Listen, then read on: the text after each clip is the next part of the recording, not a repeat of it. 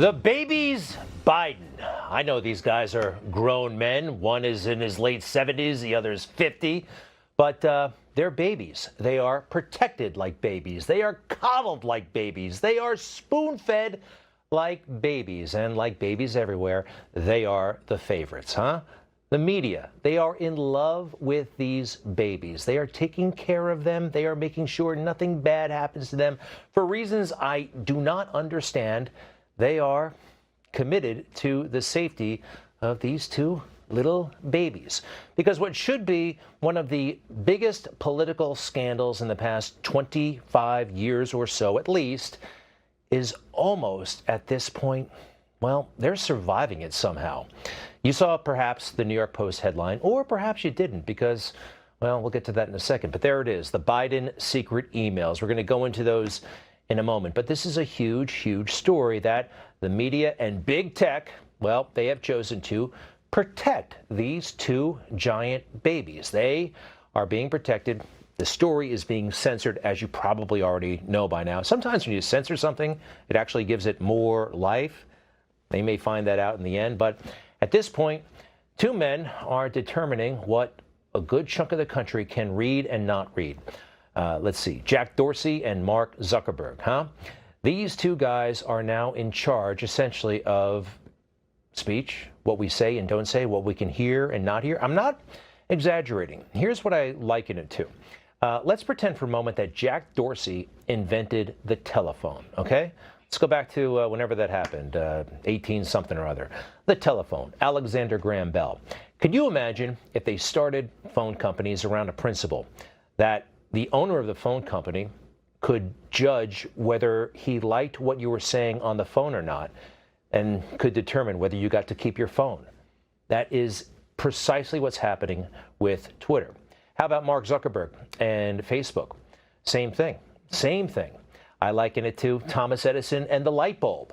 Imagine if Thomas Edison could determine who got the lights, who got the juice based on what you were reading or writing.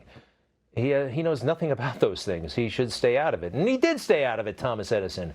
But Mark and Jack, they are involving themselves in very dangerous ways in our lives. I do not like it. It is outrageous. Pretty soon they'll be back on Capitol Hill answering questions. But I think potentially, and I know this is not a conservative tenet, but perhaps those companies should be taken over by the public. Just like the phone company, just like the power company. Those are quasi-public-private entities. We can't trust these guys to determine what we see and don't see, what we read and don't read. It is too big a responsibility for these two guys. All right, that brings us back to the initial story. Before I complain too much about it being censored, let's make sure we all understand it. And I got to tell you, when it comes to Ukraine and I start hearing Poroshenko and this Ukrainian and that Ukrainian, I can get confused pretty quick. But this one is straightforward. We got Hunter Biden, of course, and you recognize Joe Biden. And on the other side there, that's a man named Vadim Pozharskyi. All right, so Vadim had a very big job in Burisma. And we all know at this point that Burisma, the Ukrainian gas company, gave Hunter Biden a job for which he was not remotely qualified for. He had no background in energy. He had a drug problem here in America. He did not speak Ukrainian, yet they paid him $83,000 a month. Somebody told me if you pay somebody $100, $150, even up to $500,000, they might do that for appearances. But in the end, Hunter got millions of dollars. And when you're paid millions of dollars, they want something from you. Now, I'm going to ignore the whole thing with the prosecutor. I'm just going to focus on that man and one email to Hunter Biden. And if this is legit, and by all accounts, hey, look, anything can happen, but it has not been refuted in any serious way.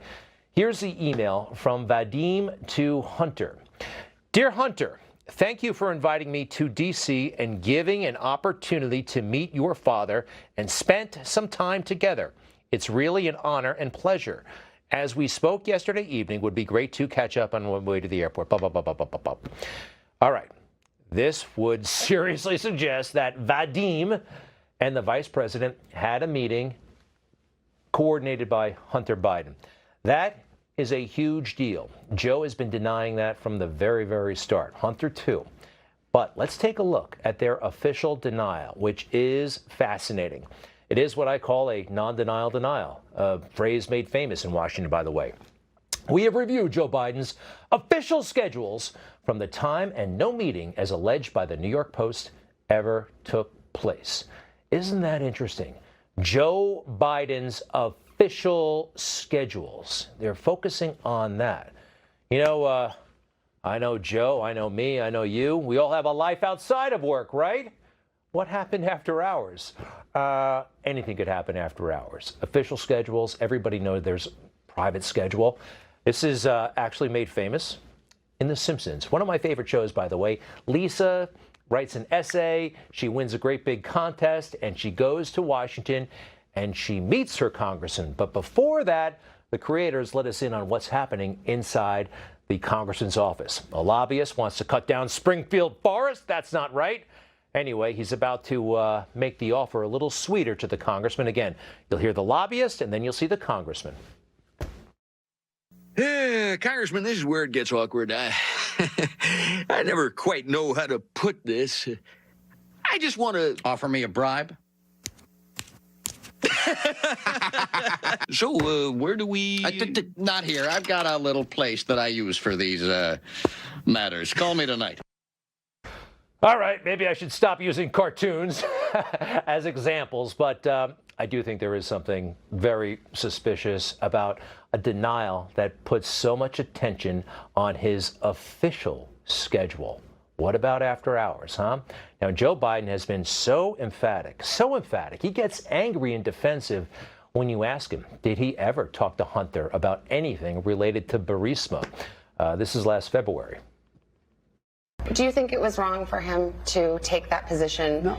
knowing that it was really because that company wanted access to you? Well, that's not true. You're saying things you do not know what you're talking about. No one said that. Who said that?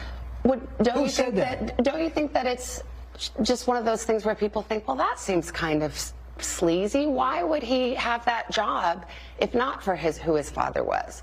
Because he's a very bright guy. I guess the question I'm kind of asking is, Appearance. was it right? His appearance. Yeah. Yeah. Well, he said he regretted having done it. Yeah. I love that. Savannah just kind of letting it linger there. She doesn't buy it. Nobody buys it. Here's the problem. She did a great job at that interview, but that segment was buried. I mean, for whatever reason, they take care of him. That was just part of a larger story, and they didn't really drill down. Although, one sharp cat I know, over at Fox, still okay. Peter Doocy would not let him off the hook, and boy, did he get it bad. Mr. Vice President, how many times have you ever spoken to your son about his overseas business dealings? I've never spoken to my son about his overseas business. And so how do you know? Here's what I know. I know Trump deserves to be investigated. He is violating every basic norm of a president. You should be asking him the question, why is he on the phone with a foreign leader, trying to intimidate a foreign leader, if that's what happened? That appears what happened. You should be looking at Trump. Trump's doing this because he knows I'll beat him like a drum. Everybody looked at this, and everybody's looked at it and said there's nothing there. Ask the right question. Mr. Biden.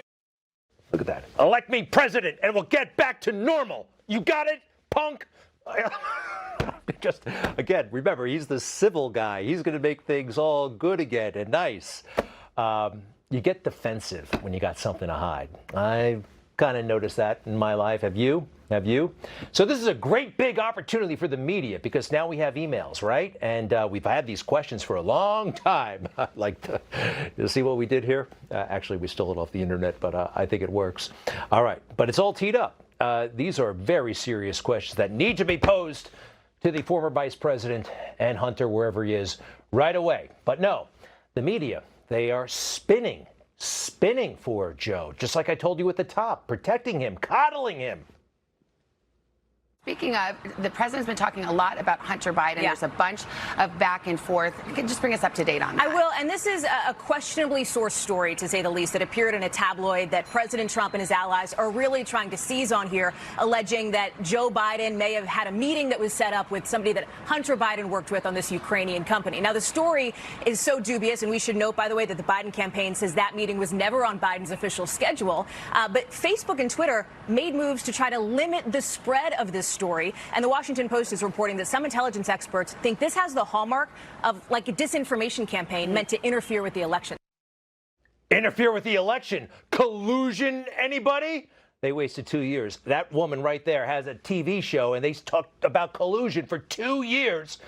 Conspiracy theory. And they're setting it up all over again. So protective of these little babies. I still don't understand why. Also, did you notice the official schedule part? She fell for that. Hook, line, and sinker. I told you what was really happening there. Official schedule, my foot. And then she slammed the New York Post. Oh, it's just a tabloid. A tabloid. That's unfair. That has a negative connotation. New York Post, very legitimate, strong. But hey, let's talk about tabloids for a moment. National Enquirer, you know what? They break big stories. They got John Edwards fooling around with that campaign staffer who wasn't really a campaign staffer, and he had a baby with her. That was the Enquirer that broke that and drove him out of the vice presidential race. All right, so back to big tech, social media. Jack and Mark. This story is being censored, being kept off of social media, and that's not a good thing. Oh, and these guys, by the way, have met with the president. Now, look, there's Jack Dorsey with President Trump.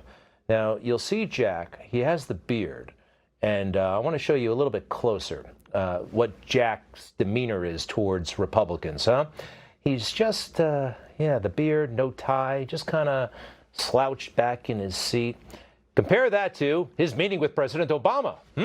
Yes, Mr. President. Hello, Mr. President. Doesn't he look all perky? Kind of looks like Pete Buttigieg, but it's not Pete. That's Jack Dorsey, the same guy who's like, yeah, whatever, I don't like you. He's, let's take a look at the president with Mark Zuckerberg from Facebook. Can we get this picture over with? I got friends who don't like you very much. I just sense tension, don't you? How about Mark with Barack Obama, huh? Looks like they're off to a bachelor party or, I don't know, the VIP section of the room. Something interesting there. They're unfair. They're unfair. They're not neutral. There's a report that they will be brought to Capitol Hill next week, subpoenaed. They deserve a subpoena. And I think they deserve to lose their companies. Give them a lot of money. I don't care. Give them $50 billion, whatever it takes. But they are curtailing free speech. And quite frankly, it's a little bit scary. They don't rate that kind of responsibility. If they invented the phone, would we have let them keep the phone? If Mark Zuckerberg invented electricity? No, we take it from him. I mean, I'm sorry, but that's the way I think it should be. I don't run the world. Oh, finally, as we wrap up tonight, that's all I have to say about the situation. Hopefully they let everybody read that story. It's worthwhile. We do want to thank President Trump for appearing on this show last night. How about that, huh? We had a nice 20-minute chat with the President of the United States, said a lot of interesting things. And if you're watching, he has something in common with you. He likes this show. And congratulations on your show, which is doing fantastically. I do your show even if it was doing lousy, but it's doing great. Okay, I get a little check anyway. All right. Thanks, Mr. President. Thanks a lot. You just watched Newsmax TV, America's fastest growing cable news channel, now in more than 70 million homes. You can get Newsmax TV on your cable system or check your cable guide. And if your system doesn't carry Newsmax, call them. Tell them you want Newsmax TV, because we're real news for real people.